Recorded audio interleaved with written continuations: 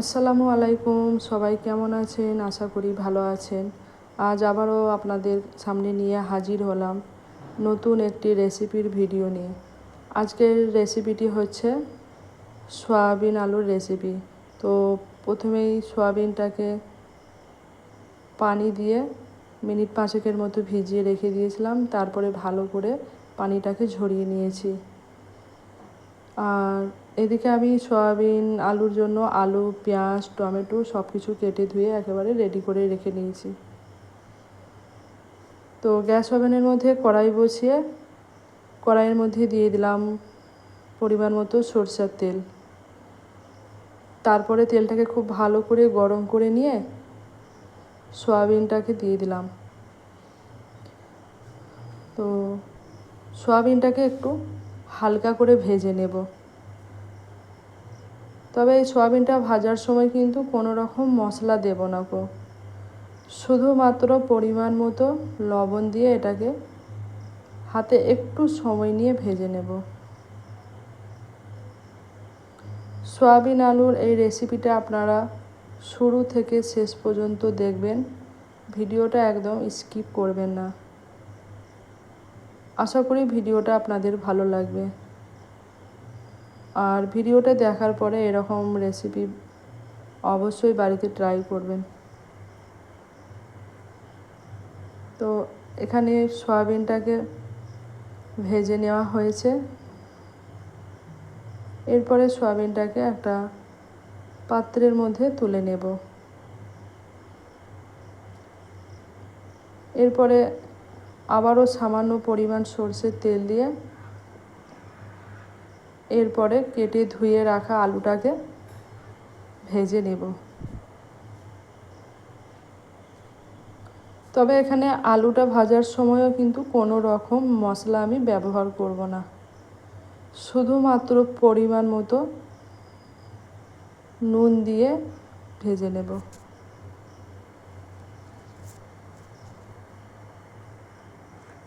Soybean আলু রান্না করার সময় কিন্তু অবশ্যই আলু এবং সয়াবিনটাকে ভেজে রান্না করবেন। সয়াবিন আলু ভেজে রান্না করলে কি হয়, রেসিপির স্বাদটা কিন্তু অনেক অনেক পরিমাণে বেড়ে যায়। তো যাই হোক, কথা বলতে বলতে কিন্তু এদিকে আমার আলুও প্রায় ভাজা হয়ে গেছে। আলুটাকেও তুলে নেব একটা পাত্রের মধ্যে। এরপরে কড়াইয়ের মধ্যে আবারও দিয়ে দিলাম সরিষার তেল এবং তেলের মধ্যে একে একে ফোড়নের জন্য দিয়ে দিলাম 2 এলাচ, দারচিনি ও তেজপাতা। এগুলোকে একটু হালকা করে ভেজে নিয়ে এরপরে এর মধ্যে দিয়ে দিলাম কেটে রাখা কুচানো পেঁয়াজটা। তারপরে পেঁয়াজটাকে ভালো করে একটু নাড়াচাড়া করে নিলাম। এরকম অবস্থায় গ্যাসের ফ্লেমটাকে একটু মিডিয়াম থেকে লোয়ে রেখে দেবো। এরপরে ওই পেঁয়াজের মধ্যে দিয়ে দিলাম কেটে রাখা টমেটোর টুকরোগুলো। তারপরে পেঁয়াজ ও টমেটোর মধ্যে দিয়ে দিলাম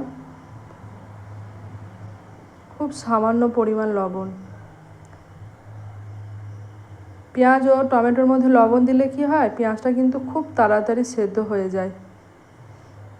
তবে এখানে লবণের পরিমাণটা বুঝে দিতে হবে, যেহেতু সয়াবিন ও আলু ভাজার সময় কিন্তু আমি লবণ ব্যবহার করেছিলাম। তো টমেটো ও পেঁয়াজটাকে একটু হালকা করে ভেজে নেওয়ার পরে এর মধ্যে একে একে সমস্ত রকম গুঁড়ো মশলা দিয়ে দেব। দিয়ে দিলাম লঙ্কার গুঁড়ো, হলুদ গুঁড়ো, ধনে গুঁড়ো ও জিরে গুঁড়ো।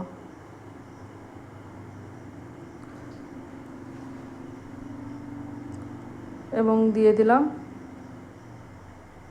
কাশ্মীরি লঙ্কার গুঁড়ো। মশলা দেওয়ার পরে ভালো করে মশলাটাকে একটু কষে নিলাম এবং এর মধ্যে দিয়ে দিলাম আদা রসুনের পেস্ট। তারপরে সমস্ত কিছুকে একটু ভালো করে কষে নেব। মশলা ও পেঁয়াজটা যাতে তলায় ধরে না যায় সেজন্য এর মধ্যে দিয়ে দিলাম সামান্য পরিমাণ পানি দিয়ে আবারও এটাকে ভালো করে কষে নেব।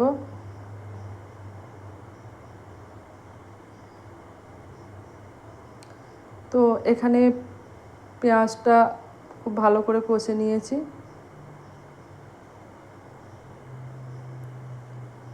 এরপরে এর মধ্যে দিয়ে দেব ভেজে রাখা সয়াবিন ও ভেজে রাখা আলুগুলোকে।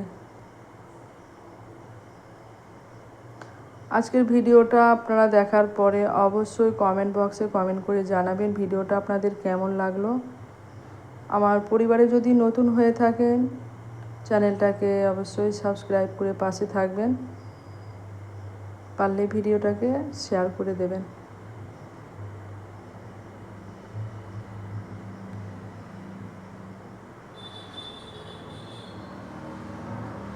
তো এখানে আমি সয়াবিন ও আলুটাকে পেঁয়াজ ও মশলার মধ্যে দিয়ে ভালো করে আবারও কষে নিচ্ছি। এটিকে যত ভালোভাবে কষে রান্না করা যাবে স্বাদ কিন্তু অনেক বাড়বে। সয়াবিন আলু এরকমভাবে আপনারা রান্না করবেন, দেখবেন মাছ মাংসের স্বাদকে কিন্তু হার বানিয়ে দেবে।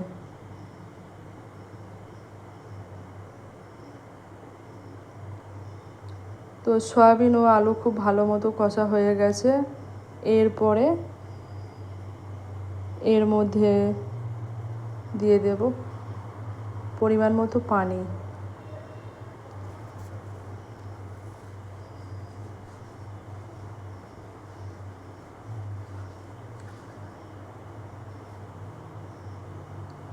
তারপরে আবারও বেশ ভালো করে নাড়াচাড়া করে নিয়ে এটিকে সেদ্ধ করতে দিয়ে দেব।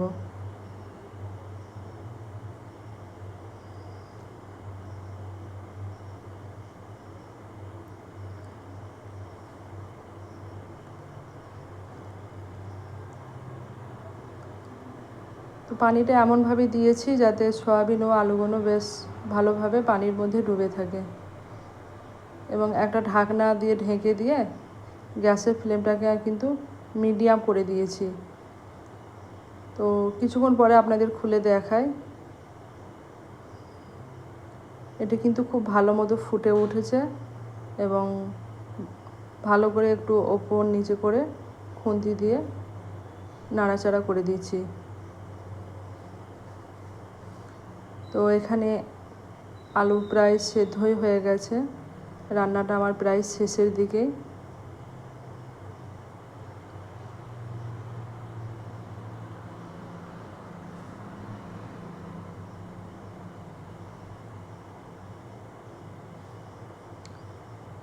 সব শেষে আমি এর মধ্যে দিয়ে দিলাম